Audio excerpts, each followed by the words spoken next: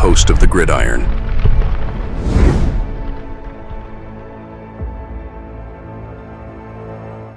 Welcome to the Gridiron, baby. If you can give this video a thumbs up or maybe share this video, that would be absolutely freaking phenomenal.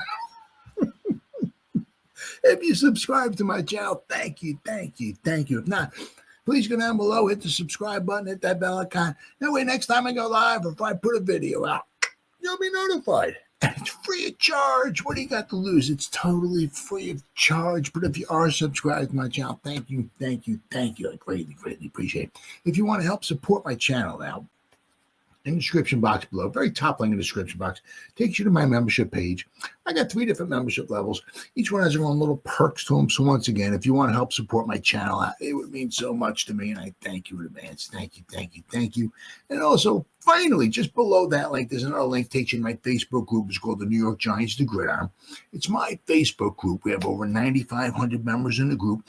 It's doing simply marvelous, basically, if I'm alive and breathing and if I got internet access, I'm putting stuff in this group down there 365. It's called the New York Giants, The Gridiron. It's my Facebook group. Please join it. You will not be dissatisfied. I promise. All right. Well, all that stuff said and done. Well, here we are, guys. 3 more games to go. And thank goodness the season will be over. Thank goodness our pain will be, for the time being, subsided. But I mean, obviously in the offseason, the mounting excitement of the offseason, what's going to happen with Shane and Daboll. Both are going to stay. One going to come. One will go. One going to stay. Yeah, I mean, you don't know who's the quarterback going to be. We're going to draft in a quarterback. What pick do we get? It's a lot of excitement, right? So that's that. Unfortunately, that's the excitement that we have to look forward to now, because this season was over a long time ago. So we got this game here, the Falcons. It's going to be interesting, obviously, because with Penix, right, first start ever. Cousin was. Oh man, we're gonna go over Cousins in a little bit. My goodness, talking about. I mean, people think that like Daniel Jones, held up, stick him up. This is a robbery, right? Stuck the Giants up. I mean, my goodness, the money that Cousins made. Holy cow! I mean, Jones looks like a bargain compared to what Cousins did. I mean, wow. But just some stuff here real fast about the preview. I mean, obviously it's kind of like, the excitement is, for us Giant fans, if this was the first game of the season, the excitement, maybe we score a touchdown, maybe think about maybe getting 20 points in it, maybe, could we win the game, the excitement there, but when you're 2-12 and you got a real good chance of maybe being 2-15, but you have to play the games. You never know if a couple bad bounces go the Giants' way, or a call here goes against the Falcons or something, something, and Penix just gets overmatched or whatever. Hey, anything can happen, right? Anything can happen because, obviously with Locke being in there, right? He's got more experience. So we'll have to wait and see. I mean, we're on the road. We do play better on the road. The Falcons are 7-7, I believe. So it's a big game for them because they're fighting for their. Now, I don't think they. I don't know. Things would have to fall really, really in their favor for them to get it. I don't even know if they could. I guess they still have an outside shot, maybe, and a wild card. But so much would have to go in their favor for them to get a wild card. Possibly. There's still 3 games to go. But basically what they're kind of staring down right now is the division title. That's their biggest because they're 7-7. The Bucs are 8-6. So it's a huge game for them. It's just a bit odd. I mean, because they're they had their starter Cousins in there, was in there all year long, pulled them out. They're still fighting for a division title and putting the rookie in there. But I guess whether they I don't know. I mean, Cousins is just. I mean, last 5 games, Cousins has 1 touchdown pass and 9 interceptions. So at the rate he's going, I mean, I don't know. I mean, the Giants coming in, that's almost like a get right game. You figure Cousins would, maybe go off on the Giants, but so they're putting Penix in, and they still have a chance to win the division title. So it's going to be interesting. But I saw a couple articles here about some stuff here. Let's see. This one is a long one here. Got 10 things to watch in the Giants-Falcons game if you're going to watch the game. Of course, Drew Lock returns as the starter. Giants endured some more turnover at the quarterback position this past Sunday, with Drew Lock limited to serving as the team's emergency third quarterback. DeVito got his second start of the season. However, DeVito obviously suffered a concussion, and then Boyle had to go in. It was just what a freaking mess. So heading into Week 16, the Giants intend to turn back to Lock as the team's starting quarterback. Head coach Brian Daboll announced to the media prior to Wednesday's practice. Lock missed last week's game due to a heel and a left elbow injury. Well, we're going to talk more about that in another portion of our program. Let's see. I mean, then, of course, as Locke was missing that game due to a heel and elbow injuries, DeVito played almost the whole first half, right? And suffered a concussion. He completed 10 out of 13 passes for a whopping 68 yards prior to suffering the head injury. I mean, that's the thing with him. It was what is that? 39-52. I mean, it's like 5 yards a pass attempt. I mean, that's horrible. You want to get 7-8 yards a pass attempt. That's bad. I mean, he's a dinker and a dunker. I mean, the all-time series. Let's see here. Be the 25th regular season meeting between the Giants and the Falcons. The Falcons holding the 14-11 series lead. The Giants have won 3 of the last 5 road games against the Falcons. Now, this is the all-time the Trivial Pursuit question, right? Is who did the Falcons beat for their first ever win in franchise history? Ta-da! You got it. The 1966 New York Football Giants. Oh, yeah. Well, that team was 1-12-1. So the thing was, it was so embarrassing, right, is that in 1966, when you were expansion team back in those days, you came in, you were usually pretty bad. You know what I mean? But that year, the Falcons in 1966, their first year in existence, actually had a better record than the Giants did. I mean, it just goes to show you how bad the Giants were in 1966. Giants were 1-12-1. I think the Falcons had wound up with 3 wins, I think, their first year. But, I mean, that's the first victory in Atlanta Falcons franchise history was in 1966. I can't remember what the date was, but against the New York Football Giants. So, but the Falcons hold the all-time lead, 14-11. Obviously, then we got Neighbors chasing history. He caught 10 passes for 82 yards and a touchdown against the Ravens, making his third double-digit catch game of the season and his first since week 4. With 3 games remaining on the schedule, Neighbors finds himself tied with Brock Bowers for the rookie lead in receptions with 90. And he also has 2 fewer games. Brock Bowers has played in every game, or had played in, I think, every game or whatever. Meanwhile, Neighbors missed a couple of games due to injury. So while his 901 receiving yards ranks 3rd among rookies, Now, if he played in every game, quite possibly he would have over 1,000 yards receiving. And, but anyway.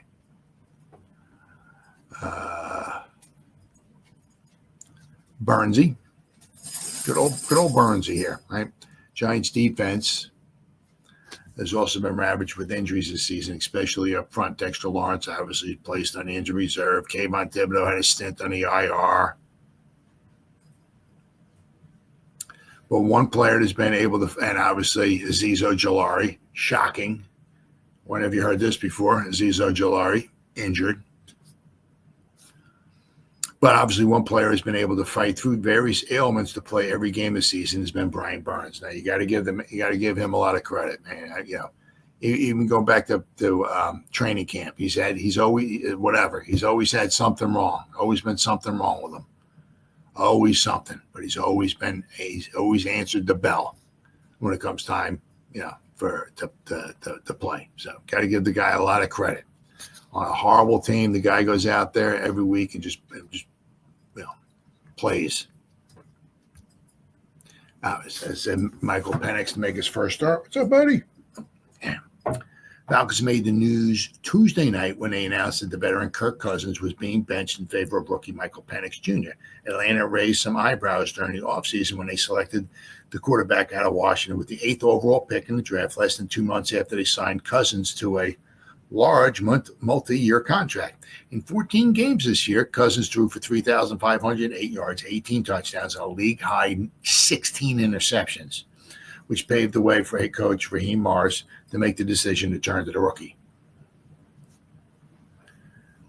At the beginning of his college career in Indiana, Penix spent his final 2 years at Washington, where he put together his best 2 seasons.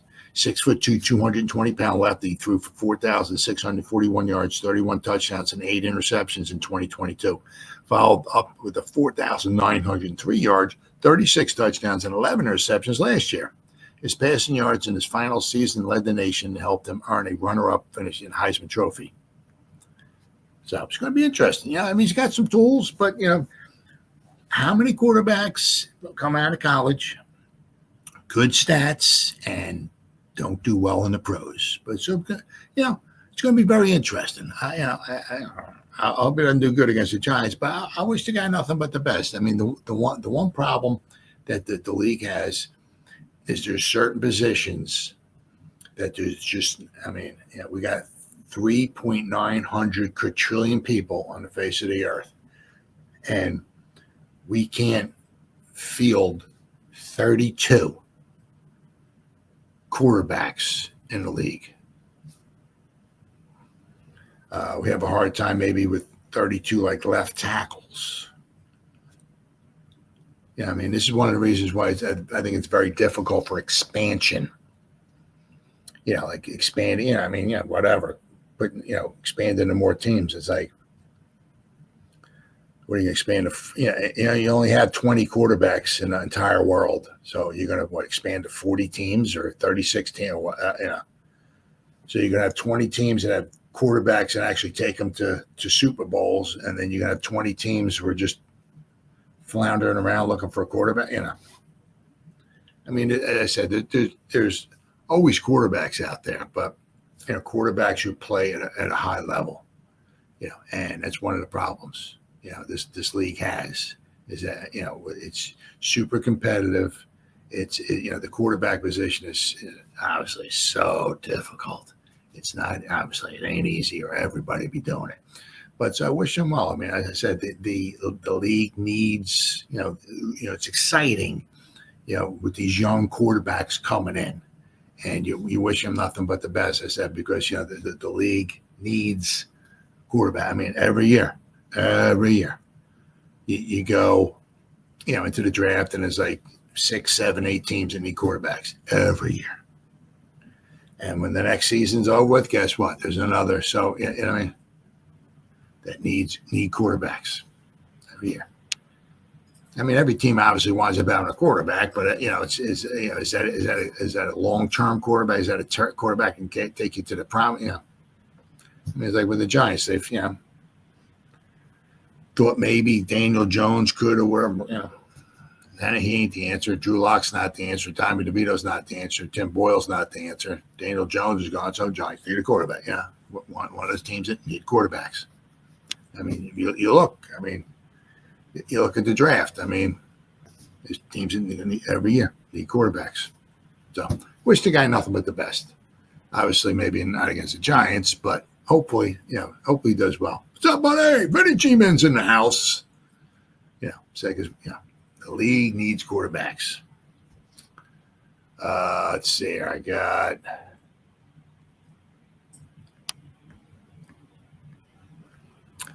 whether it's separate or together, Mike McFadden and Michael Penix have been connected for most of their parallel football lives. Tampa natives who were 4-year teammates at Indiana University, they will be opponents for the first time. Interesting. Tomorrow when the Giants visit the Falcons, for whom Penix will make his first NFL start. He's a really talented quarterback, McFadden said this week. Really good player. He can make all the throws. Smart guy, tough dude, mentally tough, and he's one of the most accurate deep passes you'll see.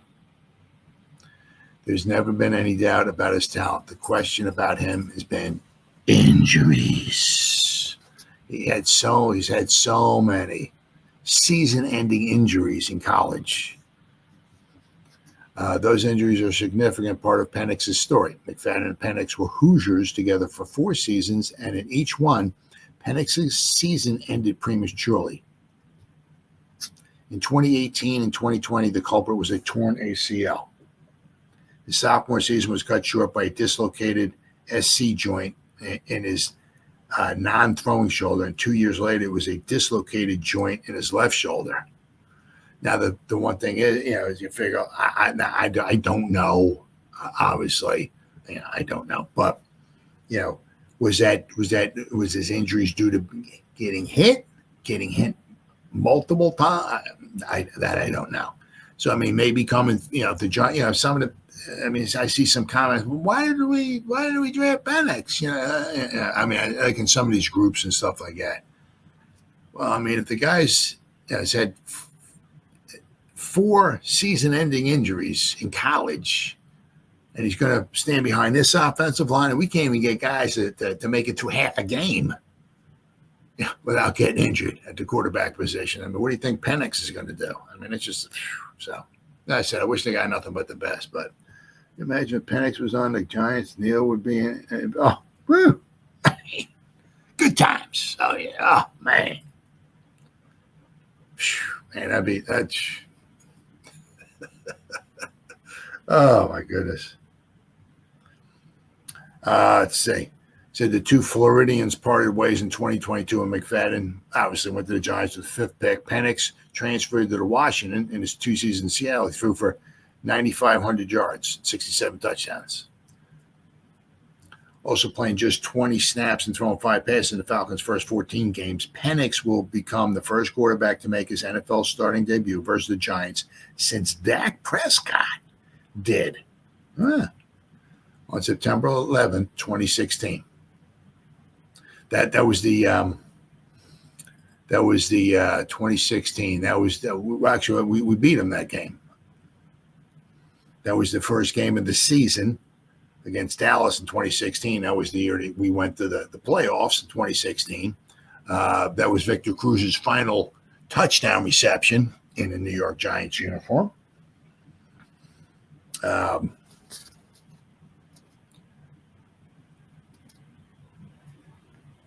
Let's see. Giants anticipate Penix will test their secondary with deep passes. Now, one of the things that we heard us last week, right, was Jackson had some deep, we had some deep ball problems with him. So, and I tell you, needless to say, the Falcons have some good weapons. So that could be something. Penix's history. If he's got a chance to throw it down the field, he's going to throw it down the field. Defensive backs coach Jerome Henderson said, there are going to be times when we're going to give him looks, or he's going to get looks because of the situation or because of the coverage that he's going to see. I get a chance to push it. I anticipate in those moments he's going to push the ball. I anticipate in those moments us being ready for him to push the ball and hopefully make some plays that when he does. Well, I hope so. We got 2 interceptions on the season. We certainly could use some more. Penix is obviously replacing Cousins, who's threw 9 interceptions and 1 touchdown pass in the last 5 games. The Falcons defeated the Raiders, obviously, on Monday night in Vegas to break a 4-game losing streak. They won 15-9. They had a block, 2 punts. They had a safety. I mean, the Raiders are just, they're reeling. It's going to be interesting this week, right? Tomorrow, I guess it's tomorrow, right? You got the Raiders and the Jags playing. Got to pull for the Raiders on that one. I think O'Connell's supposed to be coming back, I think. That's what they said. So, yeah. No, got to pull for the Raiders. That might be the Raiders' last chance of winning the game. So, with a change this late in the season, we know he's going to try and sling it. Jason Pinna said, right? He's going to try to prove a point. With a rookie quarterback coming in, we know that they want to let 7 running back Robinson control the game a little bit, but we're going to be ready for Penix. Again, the defensive backs take some chances against a rookie who has thrown only 5 passes. I think he's completed 3 out of 5. I don't think he takes chances, Henderson says. I think more hopefully force mistakes. Hopefully talk him into bad decisions, make him feel stressed post-snap, pre-snap. That's what you're trying to do all the time with the quarterback, to make him feel pre-snap pressure. I mean, the Giants could certainly, without question, need to get some turnovers. That would be huge. I mean, my goodness. Jeez. It says here, Penix is a true NFL arm and can throw the football into the tightest of windows. He has an excellent combination of arm strength, velocity, deep ball accuracy. He does have some gunslinger in him. Well, that's the one thing Tommy DeVito doesn't have. I mean, that's why, DeVito doesn't necessarily throw like interceptions, because he doesn't necessarily, there's the good and the bad with DeVito. It's like he doesn't really throw interceptions, which is good. But he really doesn't throw interceptions, which is bad, because it's like, he doesn't take a lot of chances, which once again is good. You don't want to be the reason why your team lost. But he doesn't take those chances, those deep chances or whatever, to try to throw the ball in, maybe if he has a chance. And that's why, I mean, he threw the ball 13 times, completed for 68 yards. It's like a little over 5 yards of pass attempt, which is horrible. Absolutely horrible. Yeah. Now, once again, you got to play the games. This is a big game for Atlanta. They certainly have some weapons. They're not a phenomenal team. Anything can happen. But I mean, as we're going to see it here in just a minute, the Giants are just so banged up. I mean, even the guys that maybe go in and play, as we see, we might have a nice crew of guys in there, but are they 100%? It will be interesting to see how the Giants, their secondary, holds up against the Falcons. Because Robinson's a very good running back. Atlanta has a very good. I think it was the run blocking according to PFF. Atlanta is very high, and Atlanta usually has a very good, according to PFF. They grade out very well. Their offensive line grades out very, very well. So the Giants might have a hard time getting to Penix. Robinson's a very good running back. And he certainly has some very good weapons. He's got a lot of. Let me go over this here real fast. I mean, he's got quite a few receivers at quite a few catches. Let's see here at Atlanta. All right, here we go. I mean, it's quite a few. Now, of course, this is with Cousins in there, so that all these stats. But Robinson, their running back, is 54 receptions. Drake London, don't forget about he has 78 receptions. He's averaging almost 12 yards a reception. He has 7 touchdowns. Darnell Mooney, he has what's he got? He has 57 receptions. He's averaging 15 yards a reception. He has 5 touchdown receptions. Ray McLeod, he's got 54. So they're three of their three wide receivers, London, Mooney, and McLeod, have 78, 57, and 54 receptions. And then the running back coming out of the backfield, Robinson, has over 1,100 yards rushing, 4.6 yards a carry. And he has 400. He has over 15. Robinson has over 1,500 all-purpose yards. So, I mean, the running back coming out of the backfield has got 54, and their three wide receivers got 78, 57, and 54. And then don't forget about Kyle Pitts, right? He's averaging 13 yards of reception. He has 3 touchdowns. He has 40 receptions. You would think, definitely would have thought that with Pitts, I mean, as high of where they drafted him at, you thought he would, be having some like Evan Ingram numbers, like what Evan Ingram had like last year, had over 100 receptions at Jacksonville. I mean, man, you think that Pitts would be like going off the charts. I mean, but it's just not the case. But don't forget, Atlanta's got a good line, really good running back, and 3 good receivers, and Pitts is the tight end. So they don't have the greatest defense in the world, but you don't need the greatest defense in the world against the Giants because our offense stinks. So it'll be interesting, right? You got to play the games. Anything is possible. We can somehow be sitting here thinking, how did the Giants win 24-23 tomorrow? Anything's possible, The thing, it'd be exciting to see a win, but in the grand scheme of things, nothing would be more cataclysmic for the New York Football Giants than a win. Because I did a video, I don't know, I'm an idiot, I can't remember. It was this past week.